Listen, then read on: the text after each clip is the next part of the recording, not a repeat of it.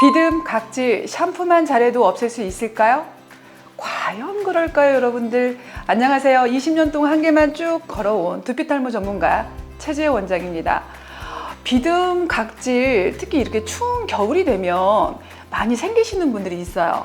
본인이 아니더라도 같이 일하는 동료 또는 가족 또 가까운 지인들이 검은 옷을 입었을 때 같이 식사하다가 또는 같이 일하다가 커피를 마시다가 간혹 가다가 상대방의 어깨에 떨어진 각질과 비듬을 발견하게 되는데요. 그럴 때마다 너 각질이 있어, 비듬이 있어라고 말하기가 참 불편해요. 왜 그럴까요?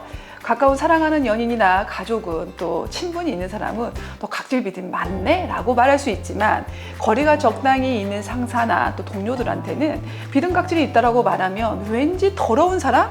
왠지 안 씻는 사람? 왠지 청결하지 못한 느낌을 주거든요. 그러다 보니까 눈에 보이는데도 쉽게 말 못하는 경우가 여러분들 종종 있습니다. 저는 무수히 많이 있습니다. 저는 또 이게 전문가다 보니까 주변에 또 만나는 사람들 또 지하철을 타고 가다가 아는 지인들의 또 자녀들을 봤을 때 굉장히 많이 느끼는데 그럴 때마다 굉장히 막 말하고 싶은 욕망을 막 느끼기도 합니다. 저거 쉽게 해결할 수 있는데. 그런데도 쉽게 말하지 못하는 부분들은 앞서서 말한 이런 저의 마음 때문이겠죠. 여러분들도 같은 마음이라고 생각합니다. 특히 이런 추운 겨울에는 또 여러분들 좀 옷을 또 밝게 입는 경우가 별로 없죠. 어두운 색상에 또 블랙을 많이 입게 되는데 이렇게 어두운 옷을 입었을 때 각질 비듬의 또 색깔이 흰색이다 보니까 이렇게 떨어지는 것들이 어깨 위에 많이 묻어 있거나 또 머리카락 사이사이에 묻어 있는 것들을 여러분들 볼 수 있습니다. 그런데 그럼 이렇게 비듬과 각질이 생겼을 때 샴푸만 열심히 한다고 과연 없어질까요? 그렇게 생각하세요? 그렇지 않습니다. 절대 없어지지 않아요. 더 열심히 샴푸할수록 더 열심히 뭔가를 내가 할수록 각질과 비듬이 더 과잉되고 많아지는 것들을 여러분들이 느끼거나 볼 수 있습니다. 오늘은 그럼 이런 비듬은 어떻게 제거하는 게 좋을까요? 또 집에서 손쉽게 없애는 방법이 있을까요? 라는 주제로 여러분들과 대화를 나눌 건데요. 비듬을 제거하는 방법을 알려드리기 전에 각질과 비듬이 어떤 유형인지에 대한 설명을 할 건데요. 각질과 비듬을 구별을 못하는 경우가 있는데 각질과 비듬은 유사하고 비슷하다고 생각하시면 됩니다. 동일한 겁니다. 단 비듬은 하얀색 각질이 유분이 높아진 상태로 유분과 수분이 만나면서 찐덕해지는 것을 우린 비듬이라고 얘기를 하는데요. 각질과 비듬은 동일하다. 그리고 각질은 주로 28일 주기로 내 몸에서 발생이 돼서 매일매일 샴푸를 통해서 탈락이 되기도 합니다. 탈락이 되어야 합니다. 하지만 이런 것들이 너무 과잉되어서 너무 과잉분비되어서 탈락하지 못하고 비듬으로 발전되는 경우를 여러분들 종종 볼 수 있습니다. 그리고 이런 것들을 많은 곳에서 존재하고 있죠. 피부가 건조할 때 하얗게 일어나는 피부를 보면 그런 현상이 있다고 생각하시면 되시고요. 또 이런 각질은 두피에만 있지는 않습니다. 피부에도 있고 두피에도 있고 각막에도 있고 그리고 입 안속에도 있고 우리 조직기관의 여러 곳에 각질이라는 게 존재를 하고 있습니다. 피부가 건조할 때 생기는 이런 각질은 그럼 어떤 형태로 나타나느냐에 대한 이야기를 할 건데요. 이런 각질이 과잉 분비되는 경우 또 비듬이 왜 생기는 걸까요? 호르몬의 분비로 각질 세포가 과다 증식하거나 신체적인 요인, 스트레스, 무분별한 각질 제거, 그리고 잘못된 샴푸의 방법들, 잘못된 식습관 등등이 여러분들 각질과 비듬을 과잉 분비하게 만드는 경우가 있습니다. 그럼 비듬은 어떻게 관리하면 좋을지에 대해서 여러분들과 오늘 이야기 나누기 전에 여러분들 매일 양치를 하죠. 아침, 점심, 저녁 이후에 식사 이후에 치석에 남아있는 음식의 찌꺼기를 제거하기 위해서 양치라는 걸 하는데요. 매일 양치를 해도 제거되지 않는 음식의 잔여물을 1년에 2번 정도 치아 스케일링을 통해서 제거하듯이 두피가 건강하신 분들도 남아있는 샴푸 찌꺼기나 몸에서 나오는 분비물을 매주 제거하는 것이 좋습니다. 그런데 이렇게 각질과 비듬이 생기신 분들은 열심히 하면 할수록 뭔가를 내가 노력할수록 늪에 빠지는 경우가 많습니다. 여러분들이 구별하셔야 됩니다. 건성 비듬과 지성 비듬 그리고 복합성 비듬을 구별하셔야만이 어디에 더 포커스를 맞춰서 관리를 해야 될지를 여러분들이 알 수 있습니다. 그래서 한번 준비해 봤거든요. 자, 왼쪽 한번 볼까요? 시뮬레이션입니다. 네, 제인이죠, 제인. 너무 예뻐요.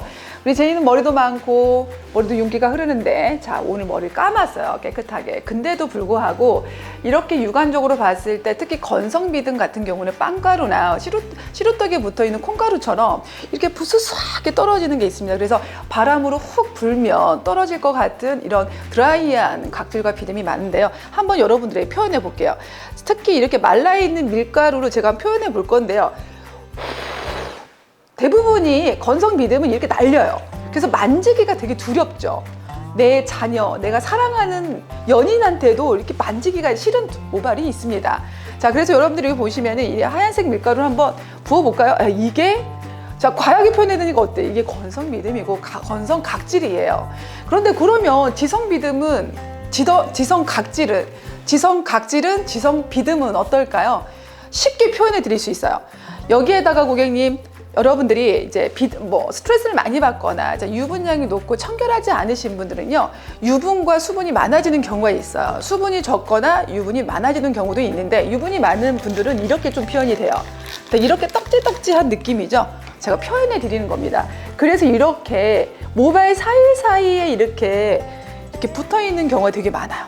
이게 여러분들이 보시면 알겠지만, 이렇게 바람을 훅 불었을 때 흩날리는 거를 우리가 건성비듬, 건성 각질이라고 생각하시면 되시고요. 이렇게 유분과 수분이 생겨서 머리카락 사이사이 서로 이렇게 흡착시켜주는 이런 성질의 것이 지성비듬과 지성각질입니다. 그럼 당연히 나타나는 원인과 형태가 다르기 때문에 방법도 달라지셔야 돼요. 일단 여러분들이 눈에 보일 만큼 많아졌고 눈에 보일 만큼 이렇게 과잉된 상태를 보인다고 하면 일단 혼자 하기 힘듭니다. 이거 혼자 하기 굉장히 힘들어요. 혼자 내가 할수록 어떻다고 했어요? 자꾸 늪에 빠진다고 그랬죠. 각질을 없앤다고 생각했는데 각질이 계속 생기는 거예요. 그게 우리 몸의 원리이기도 합니다. 일단 이렇게 각질과 비듬이 여러 가지 형태로 생기는데요. 일단 이게 건성비듬과 각질은 보습에 신경을 쓰셔야 됩니다. 어떻게 해요? 특히 이게 적은 양은 비듬 샴푸나 비듬 토닉으로도 충분히 가능한데, 이 건성 비듬이 날리는 게 많아지시게 되면 이제 오일이라고 하는 보습 클렌징을 사용하는 게 되는데요. 이건 두피탈모 전문센터 탑스칼프에 오시면 효과적으로 여러분들한테 교육해드리고 관리를 또한 받아볼 수 있습니다. 자, 이 다음에 두 번째는 어때요? 지성 비듬과 지성 각질이죠. 그럼 이런 어떻게 제거를 해야 될까? 이런 분의 특징이 있어요. 집에서 나름대로 좋은 샴푸라고 선택해서 관리를 하는 그런 샴푸들이 하면 할수록 계속 떡이 지고 하면 할수록 계속 냄새가 나고, 그리고 샴푸를 하루에 2번, 3번 했는데도 두피에서 계속 냄새가 난다.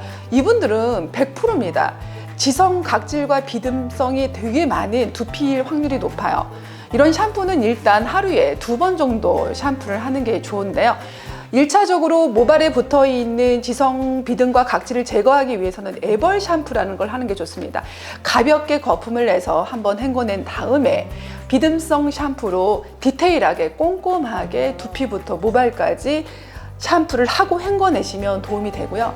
그 이후에 당연히 두피에 필요한 영양제를 도포해 주는 게 좋은데요. 여러분들 아시겠지만 머리카락 한번 잡아보세요. 굉장히 많은 양이 있죠. 약 10만 개의 모발과 모공들이 있는데 이걸 나 혼자 보이지 않는 곳을 제거한다는 것은 굉장히 어렵습니다.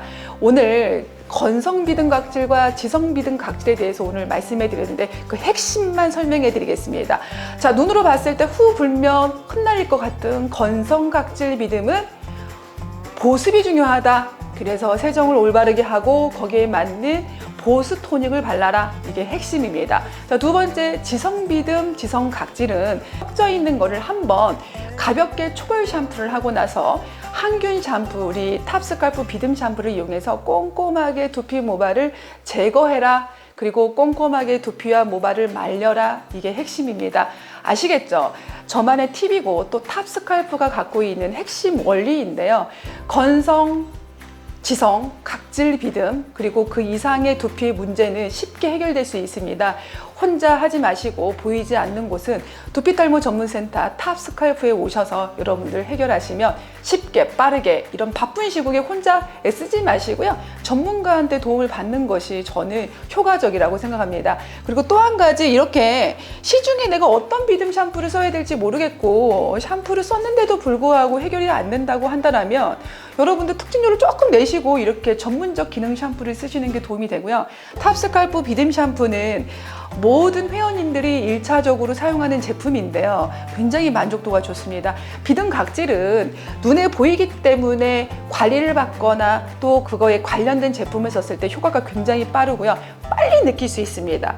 그래서 탑스칼프 비듬 샴푸와 비듬 토닝은 회원님들이 굉장히 좋아하고 주변의 지인들한테 많이 선물하는 건데요. 오늘 영상을 통해서 이 각질과 비듬의 형태를 배우셨잖아요. 그리고 올바른 샴푸의 방법, 그리고 어떻게 하면 빠르게 효과를 볼 수 있는지에 대해서 설명해 드렸으니까요. 고민하지 마시고 두피탈모 전문센터에 오셔서 이 각질과 비듬을 해결하시길 바랍니다. 마지막에 여러분들과 늘 하는 구호가 있죠. 이제는 암기가 되실 만도 합니다. 자, 운동은 건강할 때, 다이어트는 날씬할 때, 모발은 있을 때 지키자. 다음 영상에서 또 여러분들 뵙겠습니다. 안녕히 계세요.